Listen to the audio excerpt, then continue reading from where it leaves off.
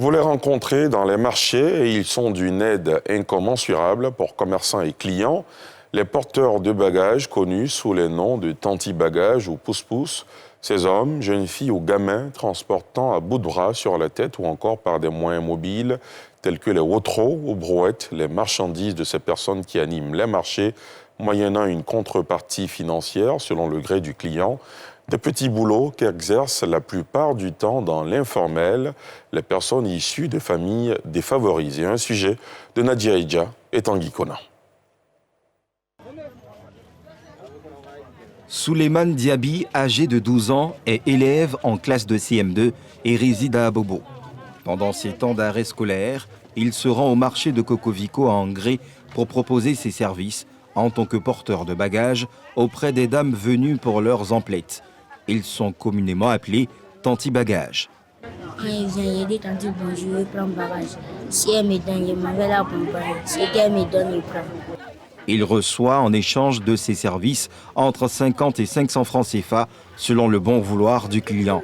Une rémunération qu'il dit utiliser pour satisfaire ses besoins. Il va avoir 2500, il va avoir 3000, il va avoir 1000 francs. Il donne à maman. Et au Colombie, il la donne. Il garde aussi. Que janvier peut payer quelque chose avec ça. Appuyer sa mère est très souvent la raison évoquée par les tanti-bagages, comme Aïcha Fofana, déscolarisée et âgée de 18 ans. Arrivée dans ce métier depuis 2 ans, elle cumule les petits boulots pour s'en sortir financièrement. Quand il y a matin, quand il est fini sur la maison, je viens et vais chercher. Je fais ça pour avoir beaucoup d'argent. Si ces porteurs sont d'une grande aide chez certaines clientes, d'autres préfèrent recourir aux brouettes pour le transport de leurs courses. Les petites filles tanti-bagages, elles nous aident beaucoup. Souvent, tu viens faire le marché, tu as beaucoup de bagages. Quand tu ne peux pas prendre, ils viennent t'aider. Ils leur donnent 100 francs, 200. Il y a certains marchés belle vie d'abord, il n'y a pas de tanti-bagages.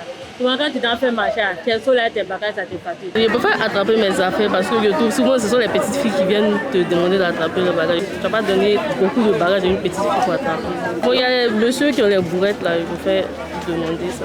Des porteurs de bagages plus adultes, comme on en trouve ici au grand marché de Trècheville. Ce matin, ils sont une dizaine qui déchargent dans des va-et-vient incessants ce camion de bananes venu de l'intérieur du pays. Ismaël Moussa est l'un d'eux et vit grâce à cette activité. À son âge, ce n'est pas toujours aisé d'exercer ce boulot. Non, ça me fatigue, ça me fatigue. Après, il y a les problèmes de dos, il y a les problèmes de poitrine. Mon corps, ça me fait mal. La nuit, je n'arrive pas à dormir bien. Les porteurs de bagages sont pour la plupart issus de milieux défavorisés. Leur seul but, gagner décemment leur vie.